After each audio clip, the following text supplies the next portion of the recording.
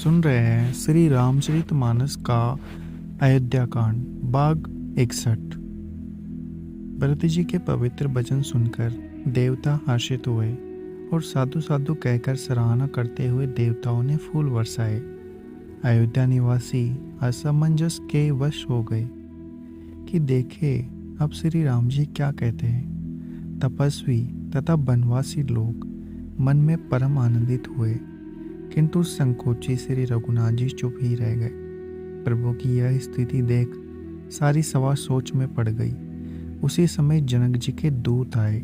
यह सुनकर मुनि वशिष्ठ जी ने उन्हें तुरंत बुलवा लिया।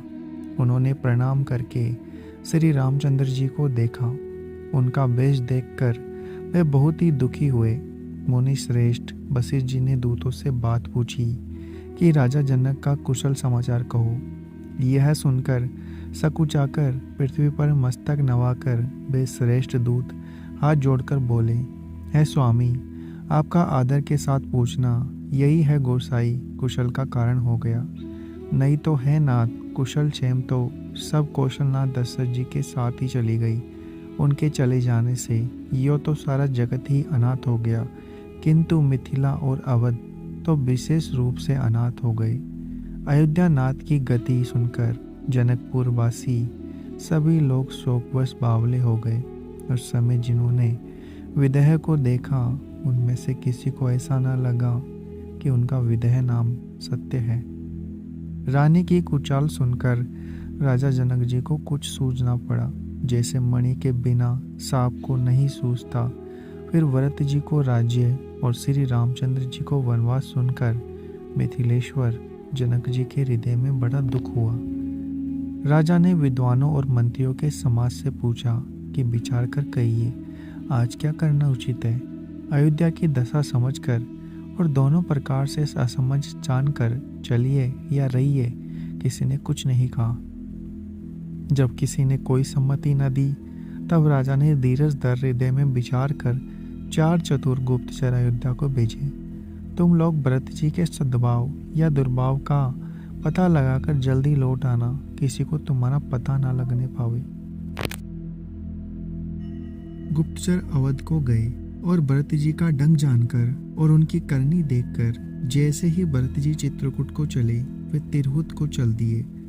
दूतों ने आकर राजा जनक जी की सभा में भरत जी की करनी का अपनी बुद्धि के अनुसार वर्णन किया। उसे सुनकर गुरु, कुटुंबी, मंत्री और राजा सभी सोच और स्नेह से अत्यंत व्याकुल हो गए। फिर जनक जी ने धीरज धरकर भरत जी की बड़ाई करके अच्छे योद्धाओं और सहानियों को बुलाया। घर, नगर, देश में रक्षकों को रखकर घोड़े, हाथी, रथ आदि बहुत सी सवारियां सजवाई। वे दुगड़िया मुहूर्त साध कर उसी समय चल पड़े। राजा ने रास्ते में कहीं विश्राम नहीं किया। आज ही सवेरे प्रयागराज में स्नान करके चले आए। जब सब लोग यमुना जी उतरने लगे, तब है नाथ हमें खबर लेने को भेजा। उन्होंने ऐसा कहकर पृथ्वी पर सिर नवाया। मुनि श्रेष्ठ वशिष्ठ जी ने कोई 6-7 बिलों को साथ देकर दूतों को तुरंत विदा कर दिया।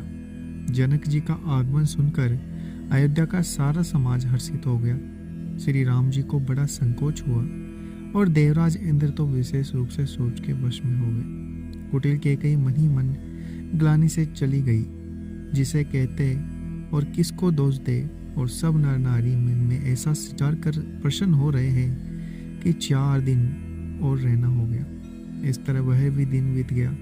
दूसरे दिन प्रातःकाल सब कोई स्नान करने लगे। स्नान करने सब नर नारी गणेश जी, गौरी, महादेव जी और सूर्य भगवान की पूजा करते हैं। फिर लक्ष्मीपति भगवान विष्णु के चरणों की वंदना करके दोनों हाथ जोड़कर आंचल पसार कर विनती करते हैं कि श्री राम जी राजा हो, जानकी जी रानी हो तथा राजधानी अयोध्या आनंद की सीमा होकर फिर समाज सहित सुखपूर्वक बसे और श्री राम जी भरत जी को युवराज बनाए। हे देव, इस सुख रूपी अमृत से सींचकर सब किसी को जगत में जीने का लाभ दीजिए। गुरु समाज और भाइयों, श्री राम जी का राज्य अवधपुरी में हो और श्री राम जी के राजा होते ही हम लोग अयोध्या में मरे। सब कोई यही भीख मांगता है। अयोध्या वासियों की प्रेममयी वाणी सुनकर ज्ञानी मुनि भी अपने योग और वैराग्य की निंदा करते हैं। अवधवासी इस प्रकार नित्य कर्म करके श्री राम जी को पुलकित शरीर हो प्रणाम करते हैं।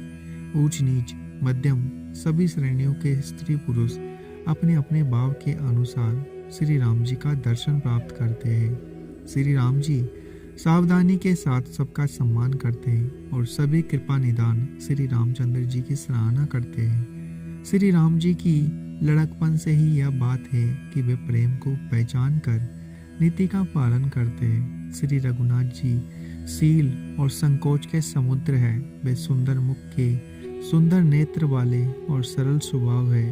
श्री राम जी के गुण समूह को कहते कहते सब लोग प्रेम में भर गए और अपने भाग्य की सराहना करने लगे कि जगत में हमारे समान पुण्य की बड़ी पूंजी वाले थोड़े ही है जिन्हें श्री राम जी अपना करके जानते हैं।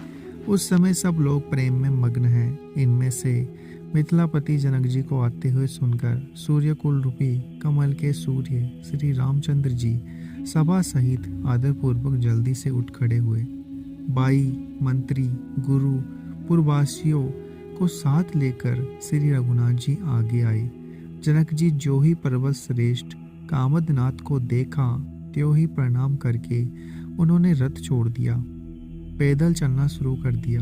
श्री राम जी के दर्शन की लालसा और उत्साह के कारण किसी को रास्ते की थकावट और क्लेश जरा भी नहीं है। मन तो वह है जहाँ श्री राम जी और जानकी जी है। बिना मन के शरीर सुख दुख की शुद्धि किसको हो। जनक जी इस प्रकार चले आ रहे हैं। समाज सहित उनकी बुद्धि प्रेम में मतवाली हो रही है। निकट आए देखकर सब प्रेम में भर गए और आदर पूर्वक आपस में मिलने लगे। जनक जी मुनियों के चरणों की वंदना करने लगे और श्री रामचंद्र जी ने ऋषियों को प्रणाम किया।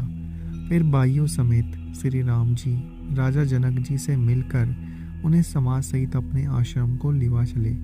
श्री राम जी का आश्रम शांत रस रूपी पवित्र जल से परिपूर्ण समुद्र है।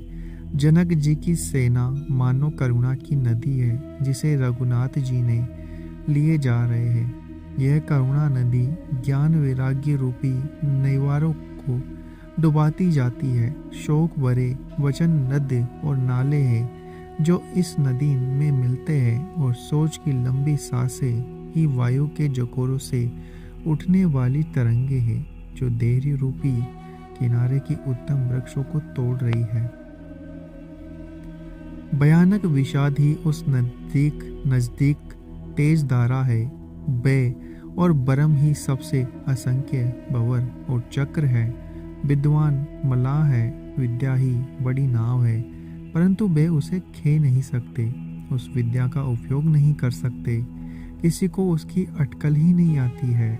वन में विचरने वाले विचारी कोल किरात ही यात्री है जो उस नदी को देखकर हृदय में हार कर थक गए हैं। यह करुणा नदी जब आश्रम समुद्र में जाकर मिली तो मानो वह समुद्र अकुला उठा। दोनों राज शोक से व्याकुल हो गए। किसी को ज्ञान ना रहा, ना धीरज, ना लाज रही। राजा दशरथ जी के रूप, गुण और शील की सराहना करते हुए सब रो रहे हैं। शोक समुद्र में डुबकी लगा रहे हैं। शोक समुद्र में डुबकी लगाते हुए सभी स्त्री पुरुष महान व्याकुल होकर चिंता कर रहे हैं। वे सब विधाता को दोष देते हुए क्रोध युक्त होकर कह रहे हैं कि प्रतिकूल विधाता ने ये क्या किया। तुलसीदास कहते हैं कि देवता, सिद्ध, तपस्वी, योगी और मुनिगणों में कोई भी समर्थ नहीं है जो उस समय जनकराज की दशा देखकर प्रेम की नदी को पार कर सके। जहाँ तहाँ श्रेष्ठ मुनियों ने लोगों को अपरिमित उपदेश दिए और वशिष्ठ जी ने जनक जी से कहा, हे राजन, आप धैर्य धारण कीजिए। जिन राजा जनक का ज्ञान रूपी सूर्य भव रूपी रात्रि का नाश कर देता है और जिनकी वचन रूपी किरणें मुनि रूपी कमलों को खिला देती है, क्या मोह और ममता उनके निकट भी आ सकते हैं। यह तो श्री सीताराम जी के प्रेम की महिमा है। विषयी साधक और ज्ञानवान सिद्ध पुरुष जगत में ये 3 प्रकार के जीव वेदों ने बताए हैं। इन तीनों जिसका चित्त श्री राम जी के स्नेह से सरस सराबोर रहता है, साधुओं की सभा में उसी का बड़ा आदर होता है। श्री राम जी के प्रेम के बिना ज्ञान शोभा नहीं देता, जैसे कर्णधार के बिना जहाज। वशिष्ठ जी ने विदेह राज को बहुत प्रकार से समझाया। तदंतर सब लोगों ने श्री राम जी के घाट पर स्नान किया। स्त्री पुरुष सब शोकपूर्ण से पूर्ण थे। वह दिन बिना ही जल के बीत गया। पशु पक्षी और हिरणों तक ने कुछ आहार नहीं किया। तब प्रियजनों एवं कुटुंबियों का तो विचार ही क्या किया जाए।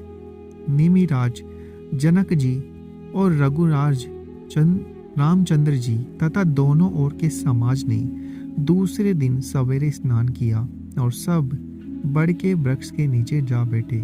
सबके मन उदास और शरीर दुबले हैं। जो दशरथ जी की नगरी अयोध्या के रहने वाले और जो मिथिलापति जनक जी के नगर जनकपुर के रहने वाले ब्राह्मण थे, सूर्य वंश के गुरु वशिष्ठ जी और जनक जी के पुरोहित सतानंद जी, जिन्होंने सांसारिक अभ्युदय का मार्ग परमार्थ का मार्ग छान डाला था, वे सब धर्म, नीति, वैराग्य तथा विवेक युक्त अनेकों उपदेश देने लगे। विश्वामित्र जी ने पुरानी कथाएं कह कर सारी सभा को सुंदर वाणी से समझाया। तब श्री रघुनाथ जी ने विश्वामित्र जी से कहा कि हे नाथ, कल सब लोग बिना जल पिए ही रह गए थे। विश्वामित्र जी ने कहा कि श्री रघुनाथ जी उचित ही कह रहे हैं। ढाई पहर दिन आज भी बीत गया।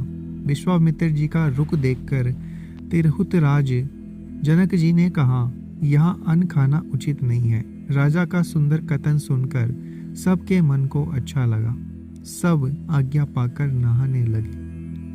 उसी समय अनेकों प्रकार के बहुत से फल, फूल, पत्ते, मूल आदि वहंगियों और बोझों में भर भर कर वनवासी लोग ले आए।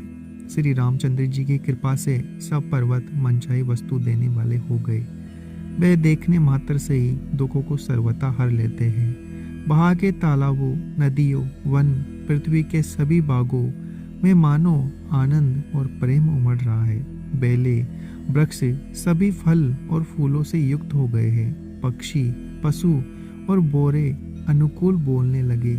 उस अवसर पर वन में बहुत उत्साह था। सब किसी को सुख देने वाली शीतल मंद सुगंध हवा चल रही थी।